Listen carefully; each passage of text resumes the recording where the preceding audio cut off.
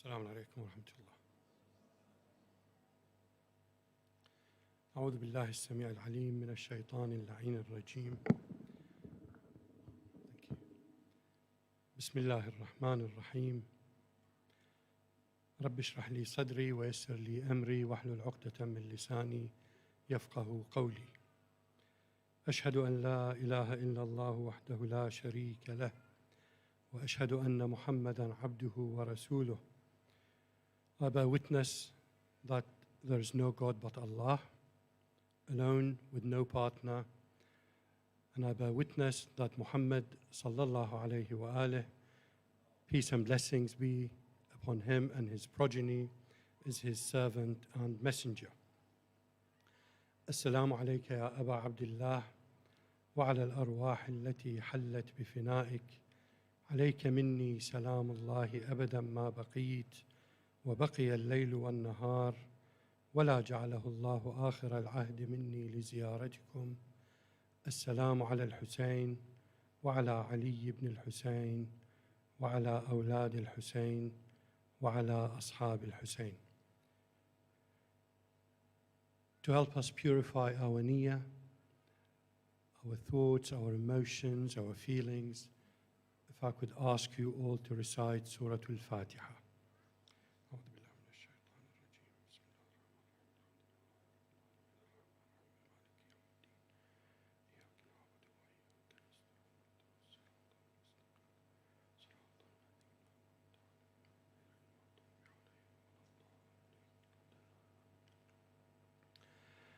In the conclusion of this two-part lecture from yesterday and today, we will hopefully take further the learning that we have explored yesterday in terms of the movement of Imam Hussein and see how much of that could be applied in the current environment to enable us to be better helpers, supporters, servants of Imam al-Mahdi. Ajillahumma ta'ala farajah. You'll also remember that there was a cliffhanger around, I'm told that was a really positive thing, and that was around what was it that got Imam Hussein to insist that Sayyida Zainab salamullah alayha join him, but he didn't insist on anybody else. You'll also remember that we established Imam Hussein was an Imam for 10 years before the Karbala, notwithstanding, of course, that Imam Hussein respected the treaty that Imam Hassan had signed with Muawiyah, which had only expired once Muawiyah's death, alayhi al-la'na, and that was about 6 months prior to Imam Hussein leaving Medina. So there is something important there, and what the Imam had used that time for. We also know that Imam Hussein spent 4 months in in Mecca, ahead of leaving for Karbala. We also know that Imam Hussein left on the day of Arafah, short of completing his Hajj. We also know that Imam Hussein had told us that his move was a reformist move. So he was a reformist leader, establishing for his mission, and that would transcend time, nations, history, cultures, faiths, to the whole world. So let's now go back a little to Sayyida Zainab. What are the specific characteristics to Sayyida Zainab? Why was that insistence upon her? And of course, we know that Sayyida Zainab had a significant presence as an eloquent, formidable speaker. She was able to hold her own in whatever circumstances you put her. And of course, we've seen that, and we'll come on to it in the court of Yazid, alayhi al-la'na, for example. She wouldn't be swayed. She was a deep thinker. She's the daughter of Fatima, who is Sayyidatu Nisa al-Alameen, who is Ummu Abiha. So in here you can see that there's actually quite a significant lineage of very powerful, formidable female orators, thinkers, with a significant presence in Muslim consciousness.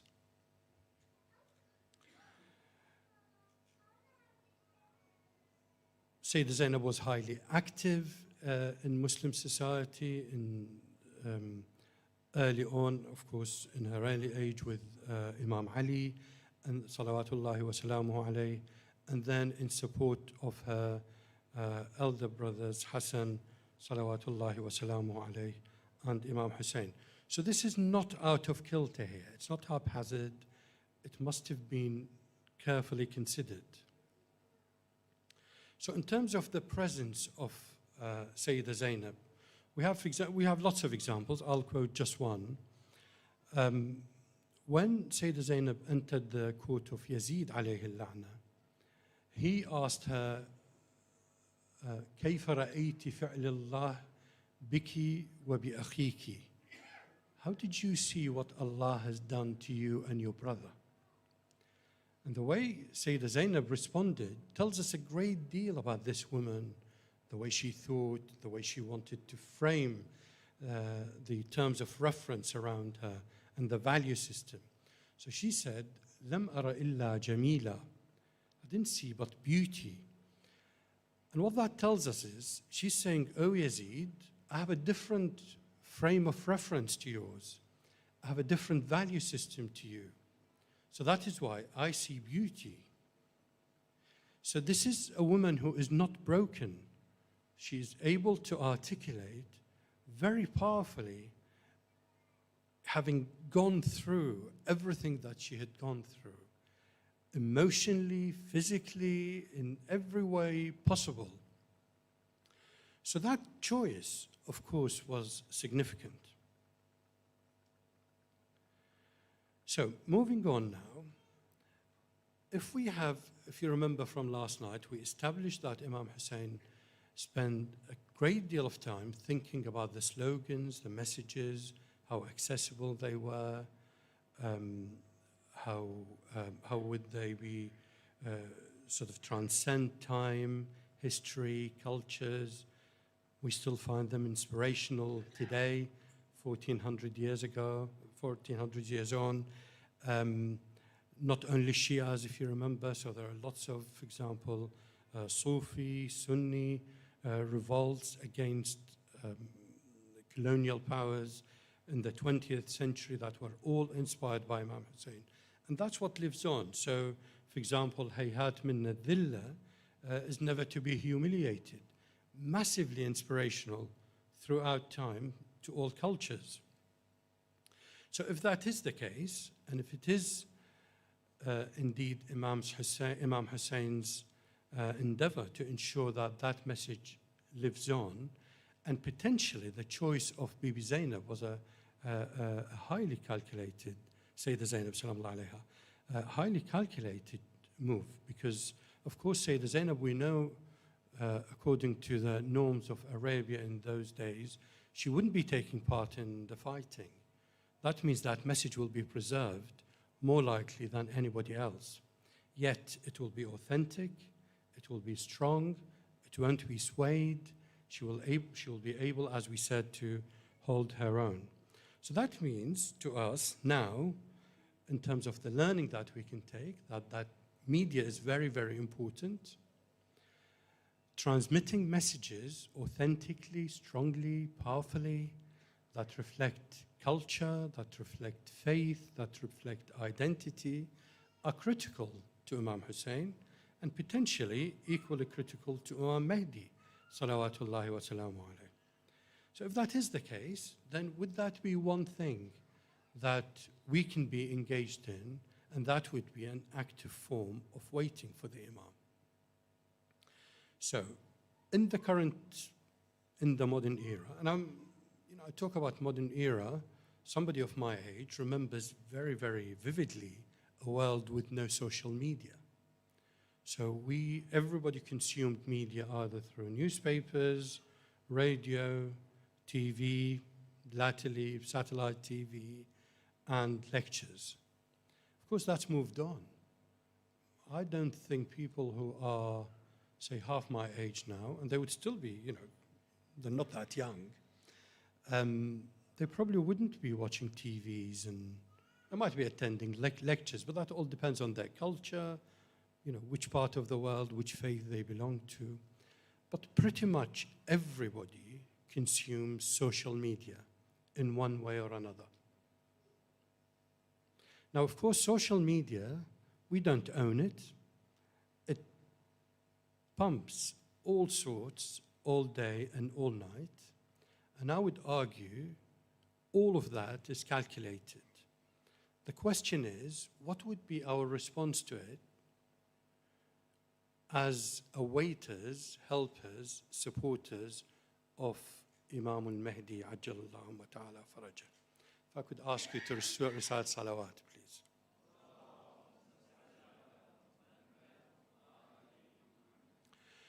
So if social media is the way that information, marketing, all sorts of messaging are consumed across the world in all languages that exist, then do you think it's conceivable that we would be of better use to Imam al-Mahdi Ajjalallahu ta'ala farajah, whether it's now, in 50 years, or in 100 years, or in 500 years? Would we be of better use if we were more adept, we're more able to navigate this world? Or would we be of better use to the Imam if we were nowhere near social media? We don't know how to articulate, create platforms, support messaging, defend, or anything? I would argue that the former is much more likely to be of use to Imam al-Mahdi. Imam al-Mahdi salawatullahi wa salamu alayhi, what we know about him is that he won't be working with miracles. He will be working with his people, his Shia. And that's broader, incidentally, than the Shias of today. Because Shia, as we know in the Quran, are the people of, or the supporters of. So the supporters of Imam al-Mahdi will be gathering pace because they will be listening to his messages. They will be seeing how he conducts himself. But of course, what media will he be using? Will he be using a minbar, or will he be using social media? Well, the chances are, if the narrations are right, and everybody will be getting their messages from Imam Mahdi in their language, live at that time, then the chances are he will be utilizing some form of social media platform. So would it be good then if we were to have programmers, designers, social scientists, artists, creators, authors, critical thinkers? All of these people are needed. All of these people are the kind of people that Imam Mahdi Ajjalallahu ta'ala farajahu sharif is likely to be able to make great deal of use of. So I was told the list from yesterday wasn't comprehensive enough, so I'm going to look at my list now of the kind of specialties that we are more likely to need as a Muslim ummah, if nothing else actually now, in the current climate, just to affirm our identity. So as I said, we need artists, we need social scientists, we need media specialists, we need marketing specialists, we need anthropologists, we need psychologists, we need sociologists, we need musicians, we need composers, we need critical writers, we need people who are involved in local politics, we need people who are involved in national politics, we need people who are involved in policing. All of these are really, really important endeavors so that we can be creating the kind of ummah, the kind of community that Imam is likely to be able to deploy. One thing we know about Imam Mahdi Ajjalallahu ta'ala farajahu sharif is that he is a leader, he's a reformist leader who will be coming at the end of time, and he will be using his endeavor to enable people to see truth and follow him. And of course, there will be, war as we understand it, because there will always be the side of shaitan and the side of truth. So we know that, but the side of truth won't be brought to the side of Imam Mahdi with the sword. It won't be. It's with arguments, of course. So these arguments need to be articulated. We need to be prepared to enable, at least to create a platform for the Imam to utilize. And we are the people who need to be developing their skills, their abilities. And of course, different people have got different abilities, different outlooks on life, and that is fine. I think if every one of us was to ensure that they have at least one social media account in any platform that interests them, aims to purify their niyyah for 20 to 40 minutes a day. Now, that's not a lot. 20 to 40 minutes a day, you blink and they go. But genuinely purifying our niyyah so that in those 20 to 40 minutes, I'm doing something useful.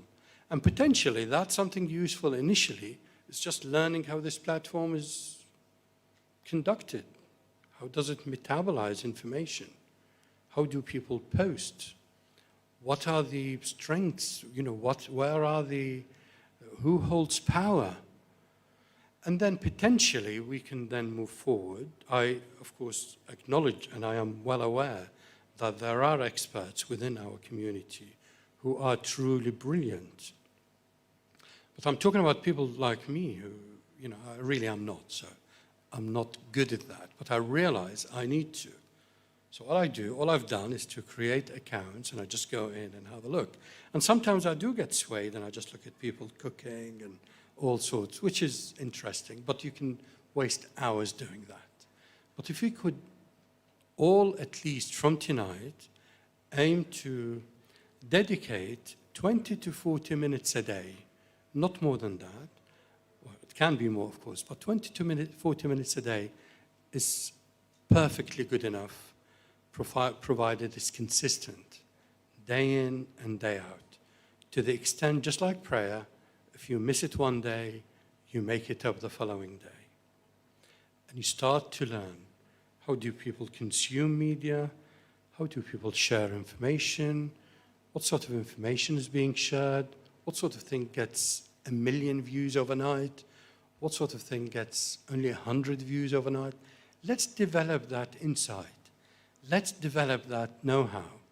So at least some of us who've got the ability, they can start to potentially produce some information or share or defend or at least give voice to the voiceless or share information about the underprivileged or the more oppressed. Remember that there are large swathes of communities who haven't got the abundance of time, luxury, wealth that we all enjoy here. People, in different parts of the world need that voice. And potentially, we could really easily, without putting ourselves out too much, we can give them a voice. If you think of the people like the Rohingya, for example, I don't know if I'm pronouncing it right, so forgive me if I haven't, but I've been following their news for some years now in Myanmar, or the people of Yemen, and many others across the whole of the world, not just the Muslim world. Of course, remember, brothers and sisters, every oppressed person is a brother or sister to us, as Imam Ali told us, الإنسان أما نظير لك في الخلق أو أخ لك في الدين. They're either equals to you in humanity or brethren to you in faith. Right, we've got just a few more minutes, and I wanted to spend them it might seem as though I'm rowing back. I just want us to get the balance right here, because it would be massively dangerous, and I hope I haven't given this impression, if anybody was to think that we take our learning and our faith from social media. So the answer is no, we don't. Absolutely. There is abundance of good sources that are available to us, that we're able to take our faith and understand our own culture, faith, identity, and form it in that way. So I would urge you not to take your faith from social media. Social media is not really designed for that. However, I would equally urge you to learn how to use social media to help to influence others, show them the way, or even direct them to good sources of information. So that's one. The other is, depending on which social media platform we're talking about, but we need to be critical of ourselves and recognize the responsibility that is upon our shoulders. So when we read something, for example, on a social media platform and decide to like it or give it the thumbs up or the heart, there is responsibility attached to that that will not go away. So think twice. Don't just give the thumbs up for anything that in passing. Feel that responsibility. When you give the thumbs up or the like or the heart or the retweet, you're strengthening something. Feel that responsibility that you're only strengthening and liking and retweeting something that you genuinely believe that is in the way of Allah. You are actually doing that deed as a supporter of the Imam, not anything else. That is not to say if it is something in your world of work, for example, or a new recipe that you liked. I'm not talking about those. I'm talking about faith. I'm talking about culture. I'm talking about identity. I'm talking about people who are oppressed around the world and how you can give them voice, whether they're in Iraq, in Palestine, in Afghanistan, in Pakistan, across the whole world. Not, as I said, not just the Muslim world. And latterly, of course, a lot of oppression in Africa.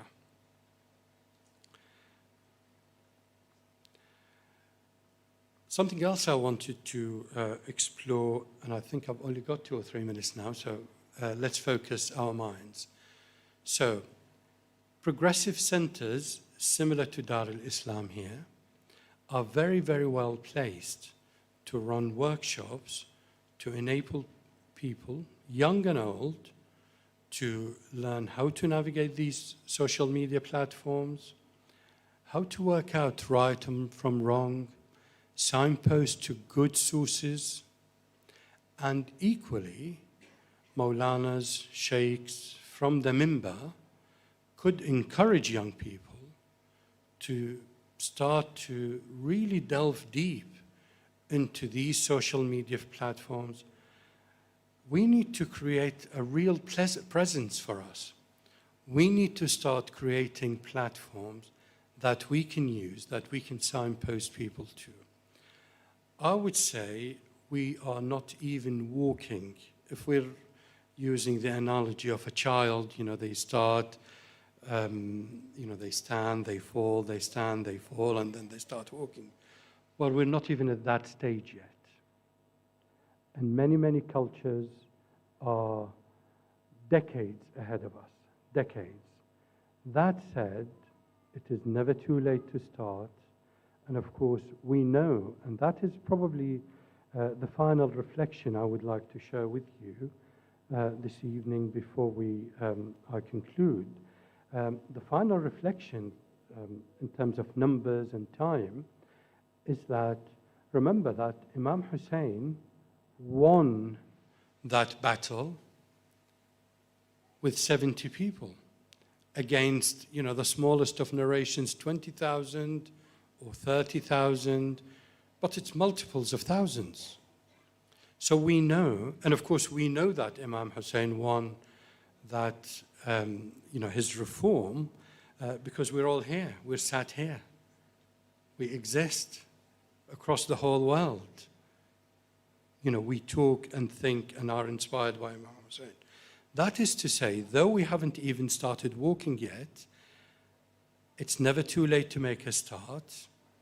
Though we are small in number, though we're not powerful in wealth, but we've got a massive amount of content and a massive base of knowledge, thought, and resilience that we can deploy. Alhamdulillah Rabbil Alameen, astaghfirullah li wa lakum. Please forgive me. These are just reflections, of course. I don't claim to be an alim or anything. They're just reflections that I've gathered over the years. Thank you very much indeed. Sallu ala Muhammadin wa ali Muhammad.